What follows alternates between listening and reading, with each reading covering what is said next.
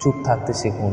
দেখবেন যে একদিন আপনার সাথে খারাপ ব্যবহার করেছে, সেও একদিন আপনার পায়ে এসে পড়বে।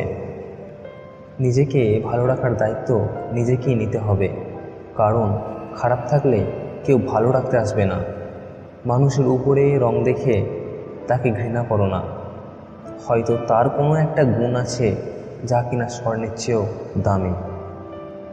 স্বপ্ন পালিয়ে যায় ঘুম ভেঙে গেলে, আর মানুষ পালিয়ে যায় স্বার্থ ফুরিয়ে গেলে।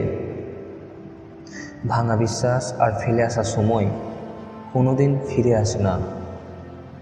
সৌন্দর্য একদিন তোমায় ছেড়ে যাবে, কিন্তু জ্ঞান চিরদিন তোমার সাথে থাকবে। কিছু কিছু মানুষ নিজেকে নিয়ে অহংকার করে খুব বড়ভাবে, কিন্তু তারা হয়তো জানে না ফুলের সৌরভ আর মানুষের গৌরব বেশি দিন টিকে না।